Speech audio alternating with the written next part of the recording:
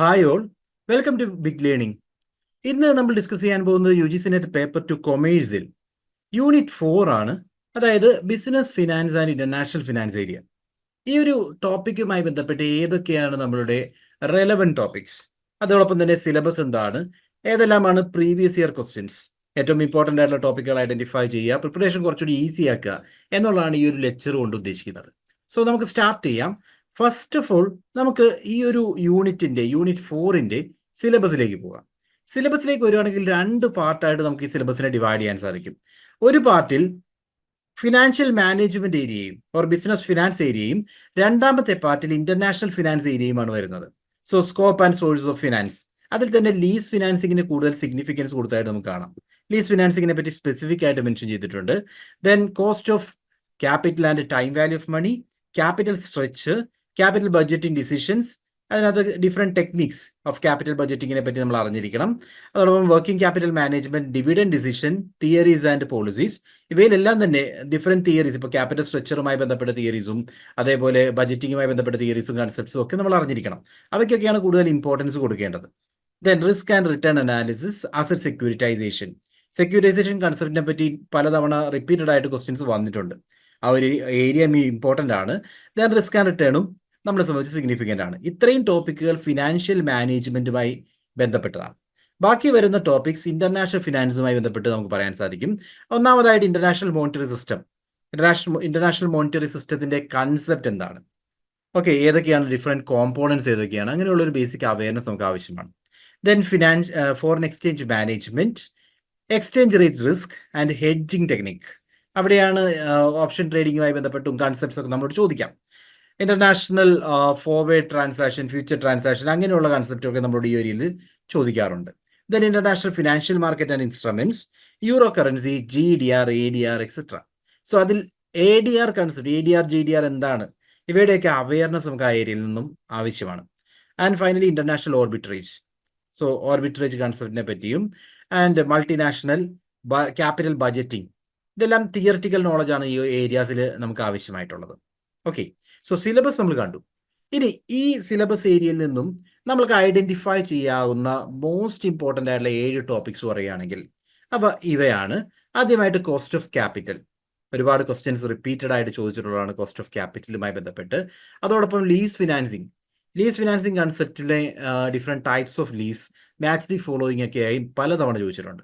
Then capital structure, then capital budgeting, dividend decision, then foreign exchange market, exchange rate risk ഒക്കെ ആ ഒരു concept എല്ലാം നമ്മൾ അറിഞ്ഞിരിക്കണം. And GDR and ADR. So these are the most important topics. നമ്മൾ ഈ preparation തുടങ്ങുമ്പോൾ ഏറ്റവും കൂടുതൽ കോൺസെൻട്രേറ്റ് ചെയ്യേണ്ട 7 ഏരിയ ഇവയാണ്. മറ്റു ടോപ്പിക്കുകളിൽ നിന്നും ക്വസ്റ്റ്യൻസ് ഉണ്ട്, എന്നാൽ ഏറ്റവും കൂടുതൽ പ്രീവിയസ് എക്സ്പീരിയൻസ് വെച്ച് നമ്മൾ നോക്കുമ്പോൾ ഏറ്റവും കൂടുതൽ ക്വസ്റ്റ്യൻസ് വന്നിരിക്കുന്ന ടോപ്പിക് ഏരിയാസ് ഈ 7 എണ്ണമായിട്ട് നമുക്ക് പറയാം. അപ്പോൾ നമ്മൾ പ്രിപ്പയർ ചെയ്യുമ്പോഴും ആദ്യം പ്രിപ്പയർ ചെയ്യേണ്ടത് ഈ 7 ടോപ്പിക്കുകളാണ്. അതിനുശേഷം മറ്റു ടോപ്പിക്കുകളിലേക്ക് പോകണം. അതാണ് എൻ്റെ സജഷൻ. സോ ആ രീതിയിൽ പ്രിപ്പയർ ചെയ്യുകയാണെങ്കിൽ നമുക്ക് ഈ ഒരു ഏരിയയിൽ യൂണിറ്റുമായി ബന്ധപ്പെട്ട് കൂടുതൽ സ്കോർ ചെയ്യാൻ സാധിക്കും. ഓക്കെ, സോ ഫോക്കസ് ഏരിയാസ് ഏതൊക്കെയാണ് നമ്മൾ കണ്ടു. ഇനി റിലേറ്റഡ് ആയിട്ട് പ്രീവിയസ് ഇയറിൽ കണ്ടിരിക്കുന്ന കുറച്ച് PYQs, പ്രീവിയസ് ഇയർ ക്വസ്റ്റ്യൻസ് ആണ് നമ്മളിനി ഡിസ്കസ് ചെയ്യാൻ പോകുന്നത്. സോ ഒരു PYQ, ലീസ് ഫിനാൻസിങ് ഏരിയ വളരെ സിഗ്നിഫിക്കൻ്റ് ആണെന്ന് നമ്മൾ പറഞ്ഞു. അതുമായി ബന്ധപ്പെട്ട ഒരു മാച്ച് ദി ഫോളോയിങ് ക്വസ്റ്റ്യൻ ആണ് ഈ തന്നിരിക്കുന്നത്. 2023 ക്വസ്റ്റ്യൻ പേപ്പറിലാണ് ഈ ഒരു ക്വസ്റ്റ്യൻ വന്നിരിക്കുന്നത്. Lessor transfers all risk and reward of an asset to the lessee. അത് ഏത് ടൈപ്പ് ഓഫ് ലീസ് ആണ്? Then lessor transfers the assets to the lessee but bears the cost of maintenance. Asset transfer ചെയ്യുന്നു, പക്ഷേ cost of maintenance beer ചെയ്യുന്നു. അത് ഏത് ടൈപ്പാണ്? And the owner of the asset sells it to the lessor who in turn leases it back to the owner. അപ്പോൾ actually ആ sell and lease back concept ആണ്. അത് ഏത് ടൈപ്പുമായി ബന്ധപ്പെട്ട് നമുക്ക് പറയാം.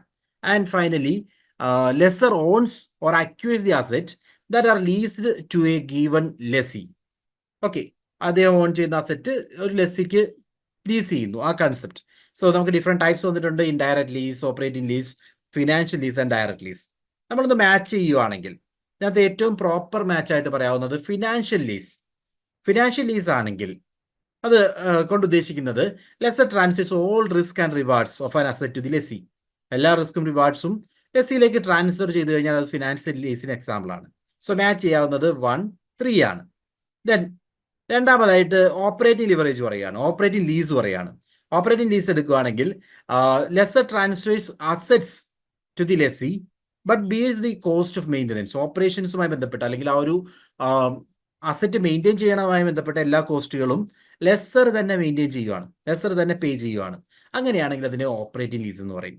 ഇനി അടുത്ത ടൈപ്പ് ഇൻഡയറക്റ്റ് ലീസ് ആണ്. മൂന്നാമത് നമ്മളോട് പറഞ്ഞിരിക്കുന്ന the owner of an asset sells it to the lessor, അതായത് sale and lease back concept. Sale and lease back concept ആണെങ്കിൽ അതൊരു ഇൻഡയറക്റ്റ് ലീസ് ടൈപ്പ് ലീസിന് എക്സാമ്പിൾ ആണ്. And finally lessor owns or acquires an asset that are leased to a given lessee.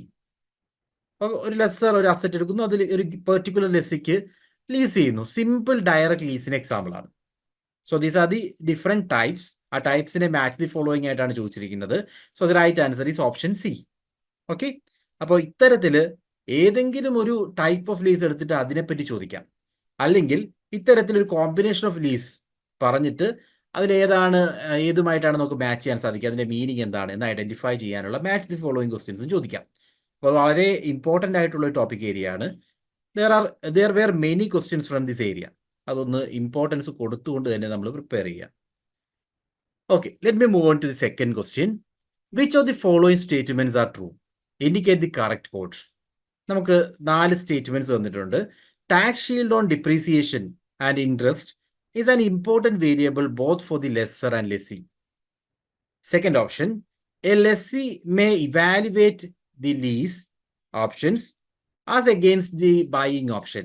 Lease ഓപ്ഷനെയും ബൈയിങ് ഓപ്ഷനെയും തമ്മിൽ compare ചെയ്യും, evaluate ചെയ്യും എന്നാണ് രണ്ടാമത്തെ ഓപ്ഷൻ പറഞ്ഞിരിക്കുന്നത്. മൂന്നാമത്തെ statement, sale and lease back and leverage lease are types of financial lease. Then last, lease financing is a type of capital budgeting decision from the point of view of the lessee. Okay, so നമുക്ക് 4 options വന്നിട്ടുണ്ട്. ഇതിൽ ഏതൊക്കെയാണ് right എന്ന് നമ്മൾ identify ചെയ്യണം. Okay, so identify ചെയ്യുമ്പോൾ നമുക്ക് കാണാവുന്നത് a option, tax shield on depreciation and interest is an important variable both for the lessor and lessee. That is right. ലെസ്സർക്കും ലെസ്സിയും ഈ ഒരു ടാക്സ് ബെനിഫിറ്റ് അല്ലെങ്കിൽ ടാക്സ് ലീസിങ്ങുമായി ബന്ധപ്പെട്ട് ടാക്സ് പ്രൊവൈഡ് ചെയ്യുന്ന ടാക്സ് ബെനിഫിറ്റ് കിട്ടുന്നത് അവരെ സംബന്ധിച്ചൊരു ഇമ്പോർട്ടൻറ്റ് ബെനിഫിറ്റ് തന്നെയാണ്, ഇമ്പോർട്ടൻറ്റ് വേരിയബിൾ തന്നെയാണ് അണ്ടർ കൺസിഡറേഷൻ. രണ്ടാമതായിട്ട്, lessee may evaluate the lease option against buying option. Direct evaluation ഒന്നും സാധാരണഗതിയിൽ ഉണ്ടാവാറില്ല. സോ സെക്കൻഡ് ഓപ്ഷൻ അത്ര ശരിയായിട്ടുള്ള കാര്യമല്ല. മൂന്നാമതായിട്ട്, sale and lease back and leverage lease are types of financial lease. Financial lease എന്ന് പറയുന്ന ബ്രോഡ് കാറ്റഗറിയിൽ നമുക്ക് ഈ പറയുന്ന സെയിൽ ആൻഡ് ലീസ് ബാക്കും പെടുത്താം, അതേപോലെ ലിവറേജ് ലീസും പെടുത്താൻ സാധിക്കും. That is true. Okay, and finally, lease financing is a type of capital budgeting decision with a point of view of the lessee. ലെസ്സിയുടെ വ്യൂ പോയിന്റ് ലീസ് ഫിനാൻസിങ് എന്ന് പറയുന്നത് ഒരു capital budgeting decision ആണ്. Because finance കണ്ടെത്താൻ വേണ്ടി അവർ ഉപയോഗിക്കുന്ന ഒരു തീരുമാനം തന്നെയാണ് ഈ പറയുന്ന lease financing. So option A, C and D are right. Okay, അടുത്ത ക്വസ്റ്റ്യൻ, ലീസ്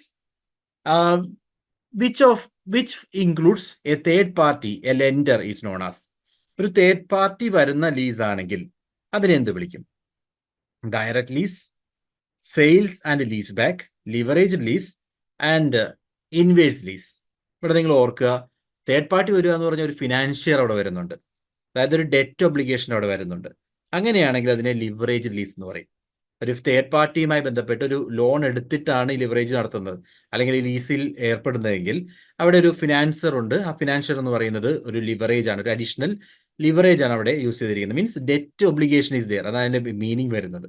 സോ അത്തരത്തിൽ ഉള്ള ലീസ് ആണെങ്കിൽ അതിനെ ലിവറേജ്ഡ് ലീസ് എന്നാണ് വിളിക്കുക. Okay, moving on. അടുത്തൊരു question, given below are 2 statements. One is labelled assertion and other is labelled reason. Assertion reason type question ആണ് തന്നിരിക്കുന്നത്. അസെഷൻ പറയുന്നത്, firms opt for buying an asset if the equivalent annual cost of ownership and operation is less than the best lease rate it can get. ഏത് സാഹചര്യത്തിലാണ് ഒരു firm ലീസിംഗിലേക്ക് പോകുന്നത് എന്നാണ് പറയുന്നത്.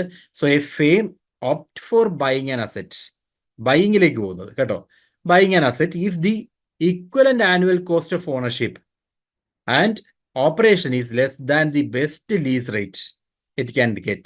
So annual cost of ownership എന്ന് പറയുന്നത് lease റേറ്റിനേക്കാൾ കുറവാണെങ്കിൽ, കോസ്റ്റ് ഓഫ് ഓണർഷിപ്പ് എന്ന് പറയുന്നത് ലീസ് റേറ്റിനേക്കാൾ കുറവാണെങ്കിൽ they will go for buying. അതാണ് അസെഷൻ പറയുന്നത്. റീസൺ പറയുന്നത് operating leases are attractive to equipment users if the lease payment is less than the users equivalent annual cost of buying the equipment. Okay, രണ്ടാമത് പറഞ്ഞിരിക്കുന്നത് operating ലീസിനെ പറ്റിയാണ്. Operating lease use ചെയ്യുന്ന situation എന്ന് പറഞ്ഞാൽ ഏതാണ്? അതായത് ബിക്കോസ് ഓപ്പറേറ്റിംഗ് ലീസ് ആണെങ്കിൽ അതുമായി ബന്ധപ്പെട്ട എക്യുപ്മെന്റ് അല്ലെങ്കിൽ മെഷീനറിയുമായി ബന്ധപ്പെട്ട മെയിൻ്റെനൻസ് എല്ലാം വഹിക്കുന്നത് ലെസറാണ്. ലെസർ എല്ലാ ചെലവും മീറ്റ് ചെയ്യും. അങ്ങനെയാണെങ്കിൽ ഓപ്പറേഷൻ എക്സ്പെൻസുകൾ ഒന്നും ഇതിന് ലെസ്സിക്ക് വരുന്നില്ല. അപ്പോൾ ആ സാഹചര്യം operating leases are attractive to equipment users if the lease payment is less than users equivalent annual cost of buying the equipment. So cost of buying എക്യുപ്മെന്റിനേക്കാൾ കുറവാണ് ലീസ് പേയ്മെന്റ് എങ്കിൽ അത് അവരെ അട്രാക്ട് ചെയ്യും. സോ രണ്ട് സിറ്റുവേഷനിൽ പറയുന്ന കാര്യങ്ങൾ ശരിയാണ്. പക്ഷേ ഈ രണ്ട് സിറ്റുവേഷൻ, ഫസ്റ്റ് അസെഷന്റെ റീസൺ ഒരു കറക്റ്റ് എക്സ്പ്ലനേഷൻ ആണെന്ന് പറയാൻ സാധിക്കില്ല. ഓക്കെ, അതായത് both assertion and reason are true, but രണ്ടും ഡിഫറെന്റ് ആയിട്ടുള്ള കൺസെപ്റ്റുകളെ പറ്റിയാണ് പറയുന്നത്, രണ്ട് സാഹചര്യങ്ങളെ പറ്റിയാണ് പറയുന്നത്. അതുകൊണ്ട് it is not directly connected. അതായത് അസെഷൻ റീസൺ ക്വസ്റ്റ്യൻസ് വന്നു കഴിഞ്ഞാൽ നമ്മൾ എപ്പോഴും ചെയ്യേണ്ടത് അസെഷന് തന്നിരിക്കുന്ന സ്റ്റേറ്റ്മെന്റിനെ തന്നെ ഒരു ക്വസ്റ്റ്യൻ ആയിട്ട് ചിന്തിക്കുക. എന്തുകൊണ്ട് അങ്ങനെ പോകുന്നു, അല്ലെങ്കിൽ എന്തുകൊണ്ട് ഇങ്ങനെ ചെയ്യുന്നു, എന്തുകൊണ്ട് ബൈ ചെയ്യുന്നു എന്ന് ചോദിക്കുമ്പോൾ അതിന്റെ ആൻസർ ആയിരിക്കും റീസൺ ആയിട്ട് വരേണ്ടത്. പക്ഷെ ഇവിടെ പറഞ്ഞിരിക്കുന്ന രണ്ട് സിറ്റുവേഷൻ ആണ്. ഒരു ബൈയിങ് അസറ്റിലേക്ക് പോകുന്നത് ഈ സാഹചര്യം കൊണ്ടാണെന്ന് പറഞ്ഞു. അതേസമയം ഓപ്പറേറ്റിംഗ് ലീസസ് ഉണ്ടെങ്കിൽ ബൈയിങ്ങിനേക്കാൾ കുറവാണ് പ്രൈസ് എങ്കിൽ ഓപ്പറേറ്റിംഗ് ലീസറാണ് അഡ്വാൻറ്റേജ് എന്ന് പറഞ്ഞു. പക്ഷെ ഇത് രണ്ട് സിറ്റുവേഷനാണ്, ഡയറക്ട്ലി കണക്ട് ചെയ്യാൻ നമുക്ക് സാധിക്കില്ല. അതുകൊണ്ട് രണ്ട് സ്റ്റേറ്റ്മെന്റ് ശരിയാണ്, പക്ഷേ it is not the correct explanation of I എന്നാണ്, അസെഷൻ എന്നാണ് പറയാൻ പറ്റുക. Okay, so I hope that question is clear. അടുത്ത ക്വസ്റ്റ്യനിലേക്ക് പോകാം. Which of the following statements are true? താഴെ തന്നിരിക്കുന്ന 4 സ്റ്റേറ്റ്മെന്റ്സ് ആണ്. ഒന്ന്, pay back period method considers all cash flows of a project. Payback period method concerns more with the recovery of the cost than profitability. Net present value represents net addition to the wealth of shareholders. Accounting rate of return method incorporates risk as well as time value of money. So different മെത്തേഡ്സിനെ പറ്റിയാണ്. പേ back period method പറയുന്നുണ്ട്, net present value മെത്തേഡിനെ പറ്റി പറയുന്നുണ്ട്, accounting rate of റിട്ടേണിനെ പറ്റി പറയുന്നുണ്ട്. So ഈ കൺസെപ്റ്റുകളിൽ ആ theoretical knowledge നമുക്ക് ഉണ്ടാവണം. എന്താണ് ഈ മെത്തേഡ്, എന്താണ് അതിന്റെ കോർ കൺസെപ്റ്റ് എന്നറിയണം. അതുമായി ബന്ധപ്പെട്ടാണ് ഈ ഒരു ക്വസ്റ്റ്യൻ ചോദിച്ചിരിക്കുന്നത്. സോ ഓപ്ഷൻ 1 പറയുന്നത് എന്താ? Pay back period method considers all cash flows of a project. ഇല്ല, പേ ബാക്ക് പീരീഡ് വരെയുള്ള ക്യാഷ് ഫ്ലോസിനെ പറ്റി മാത്രമേ pay back period method consider ചെയ്യുന്നുള്ളൂ. പേ ബാക്ക് പീരീഡ് 6 years ആണെങ്കിൽ ആ 6 yearsന് ശേഷം എന്ത് നടക്കുന്നു എന്നുള്ളത് ഒരിക്കലും പേ ബാക്ക് പീരീഡ് മെത്തേഡ് പ്രകാരം കവർ ചെയ്യുന്നില്ല. സോ ഫസ്റ്റ് ഓപ്ഷൻ തെറ്റാണ്. സെക്കൻഡ് പറയുന്നത് pay back period method concerns more with the recovery of the cost than profitability. That is right. അവിടെ എല്ലാ പ്രോഫിറ്റിനെ പറ്റിയും പറയുന്നില്ല, എത്ര നാൾ കൊണ്ട് നമ്മൾ ഇൻവെസ്റ്റ് ചെയ്തിരിക്കുന്ന തുക റിട്ടേൺ ചെയ്യും, റിക്കവർ ചെയ്യാൻ സാധിക്കും എന്നതിനെ പറ്റിയാണ് പറയുന്നത്. So that is true. Option B is true. Then option C പറയുന്നത് എന്താ? Net present value represents net addition to the wealth of share holders. Share ഹോൾഡേഴ്സിന്റെ വെൽത്തിലേക്കുള്ള നെറ്റ് അഡിഷനെ പറ്റിയാണ്, നെറ്റ് വെൽത്ത് ഇംപ്രൂവ് ചെയ്യുന്നു ആ ഒരു കൺസെപ്റ്റിനെ പറ്റിയാണ് നെറ്റ് പ്രസന്റ് വാല്യൂ പറയുന്നത്. That is right. എത്രമാത്രം വെൽത്ത് ഇൻക്രീസ് ചെയ്തിട്ടുണ്ട് അതിനെ വെച്ചിട്ടാണ് നെറ്റ് പ്രസന്റ് വാല്യൂ മെത്തേഡ് പ്രകാരം നമ്മൾ പറയുന്നത്.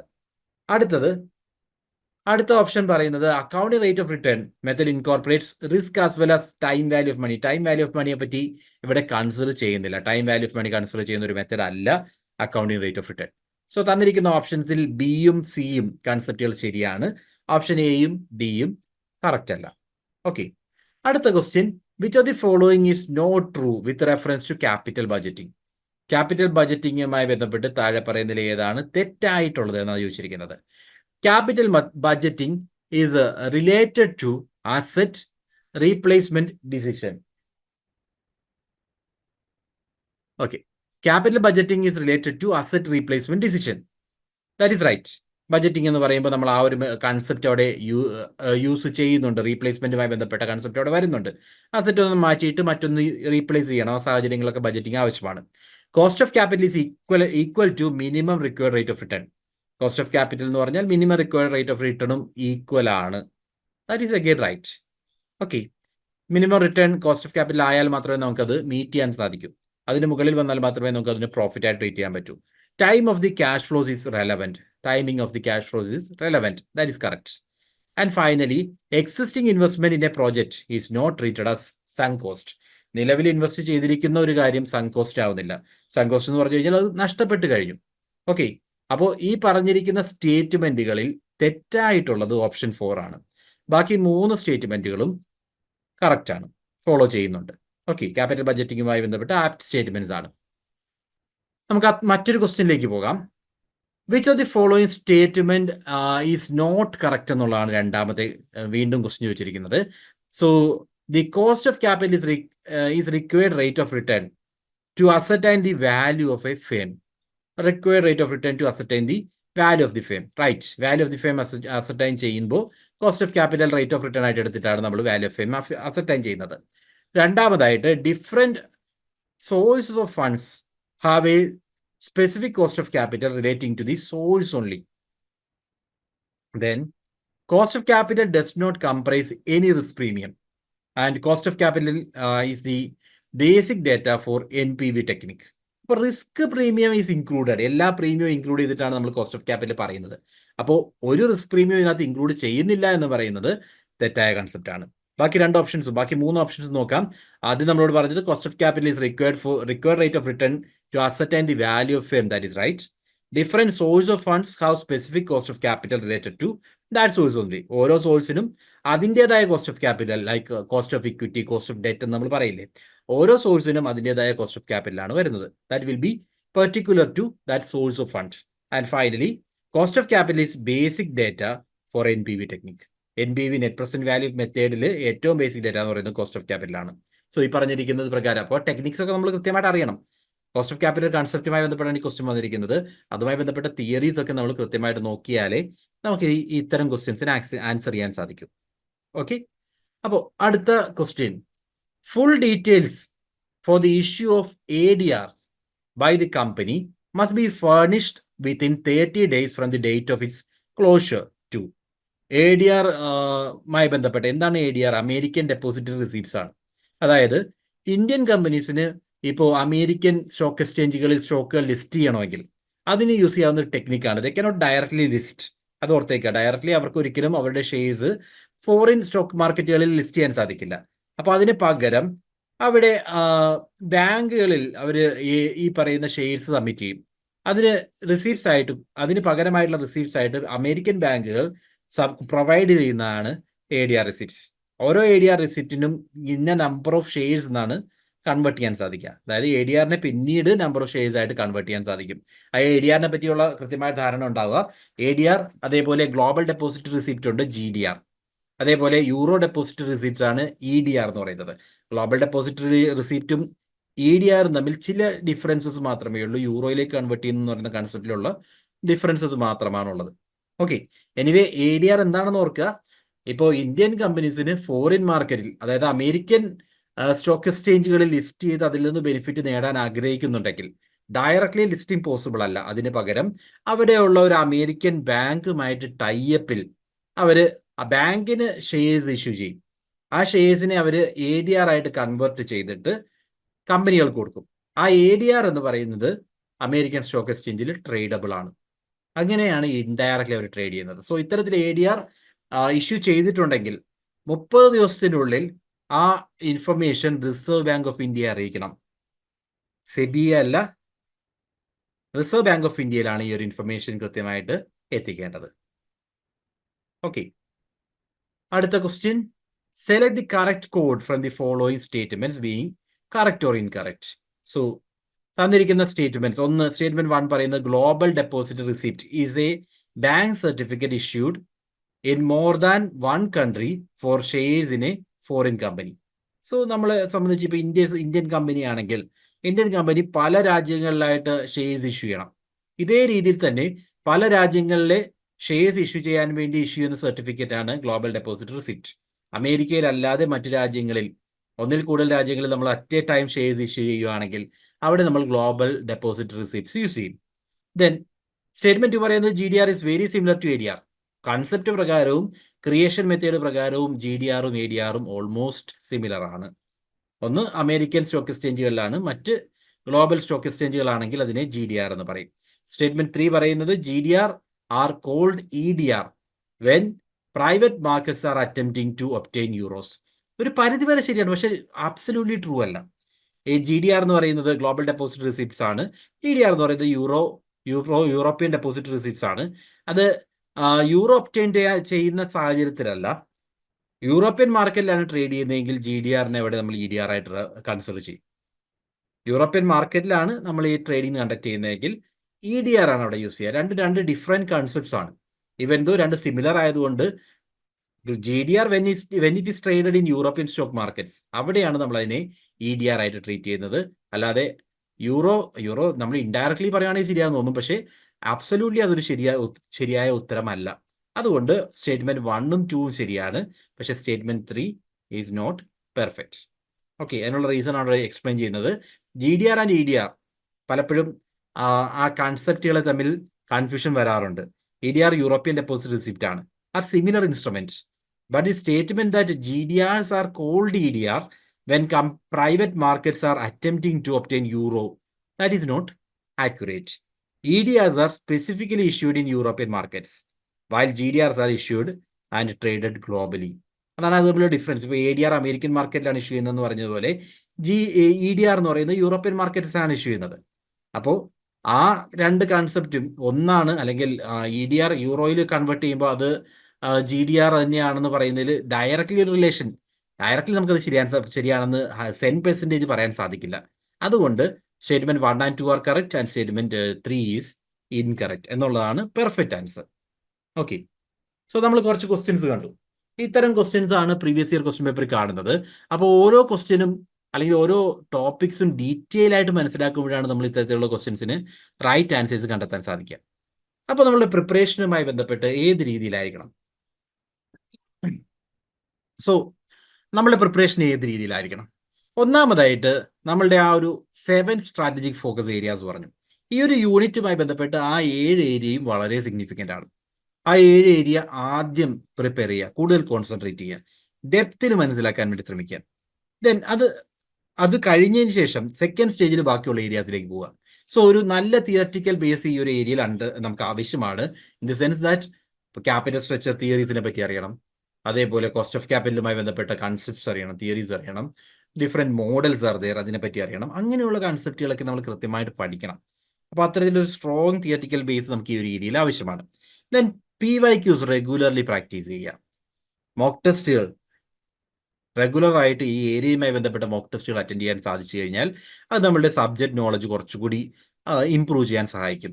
അതോടൊപ്പം നമ്മൾ കൺസിഡർ ചെയ്യുന്ന മറ്റൊരു ഫാക്ടറാണ്, ഇതൊരു യൂണിറ്റ് എന്ന് പറഞ്ഞാൽ ഒരു കംപ്ലീറ്റ് മൊഡ്യൂളും ഒരു ഏരിയയുമായി ബന്ധപ്പെട്ടല്ല. ഫിനാൻഷ്യൽ മാനേജ്മെന്റ് ഉണ്ട്, അതേപോലെ ഇന്റർനാഷണൽ ഫിനാൻസ് ഉണ്ട്. ഈ രണ്ട് ഏരിയയും സെപ്പറേറ്റ്ലി ട്രീറ്റ് ചെയ്യുകയാണെങ്കിൽ, രണ്ട് ഡിഫറെൻറ്റ് പാർട്ടുകളായിട്ട് പഠിക്കുകയാണെങ്കിൽ നമുക്കത് കുറച്ചുകൂടി ക്ലിയർ ആയിട്ട് മനസ്സിലാവും. സോ ഫിനാൻഷ്യൽ മാനേജ്മെന്റിനെ സെപ്പറേറ്റ് ആയിട്ട് കൈകാര്യം ചെയ്യുക, ദെൻ ഇന്റർനാഷണൽ ഫിനാൻസിനെ സെപ്പറേറ്റ് ആയിട്ട് കൈകാര്യം ചെയ്യുക. ഇന്റർനാഷണൽ ഫിനാൻസ് ഇന്റർനാഷണൽ ബിസിനസ്സുമായിട്ട് ഒരുമിച്ച് പോവുകയാണെങ്കിൽ അത് നമ്മളെ കുറച്ചുകൂടി കൺസെപ്റ്റ് മനസ്സിലാക്കാൻ സഹായിക്കും. ഓക്കെ, സോ ഇത്രയുമാണ് ആ ഒരു ഏരിയയിൽ നിങ്ങൾ ഓർക്കേണ്ടത്. നമ്മളെ പ്രിപ്പറേഷനെ കൂടുതൽ സഹായിക്കാൻ വേണ്ടി ഈ ഒരു മെത്തേഡ് നിങ്ങൾക്ക് ഫോളോ ചെയ്യാം. സോ നമ്മൾ ടാർഗറ്റ് ചെയ്യുന്നത് ഈ ഒരു ഏരിയയിൽ നോർമലി ഒരു 90% ആണ്. നോർമലി ഒരു 10 ക്വസ്റ്റ്യൻസ് വരെ നമുക്ക് ഫിനാൻഷ്യൽ മാർക്കറ്റുമായി ബന്ധപ്പെട്ട് ഈ ബിസിനസ് ഫിനാൻസ് ഏരിയയിൽ നിന്ന് കിട്ടാറുണ്ട്.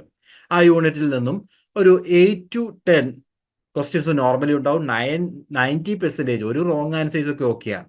അതേസമയം നമുക്ക് ബാക്കിയുള്ള എല്ലാം നോർമലി ആൻസർ ചെയ്യാൻ സാധിക്കും. ഗീവൺ നമ്മളുടെ സിലബസ് കൃത്യമായിട്ട് ഫോളോ ചെയ്ത് കൃത്യമായിട്ട് പഠിച്ച് മോക്ക് ടെസ്റ്റുകളൊക്കെ അറ്റൻഡ് ചെയ്ത് റെഗുലർ ആയിട്ട് ഫോളോ ചെയ്യുകയാണെങ്കിൽ ഷുവർ ആയിട്ടും ഒരു 9 out of 10 ക്വസ്റ്റ്യൻസ് നമുക്ക് ഈസി ആയിട്ട് ആൻസർ ചെയ്യാവുന്നതാണ്. ഓക്കെ, ഇത്രയും കാര്യങ്ങളാണ് ഈ ഒരു മൊഡ്യൂൾ ഡിസ്കഷനുമായി ബന്ധപ്പെട്ട് നമുക്ക് ഡിസ്കസ് ചെയ്യാനുണ്ടായിരുന്നത്. വീണ്ടും നമുക്ക് കാണാം. ബൈ.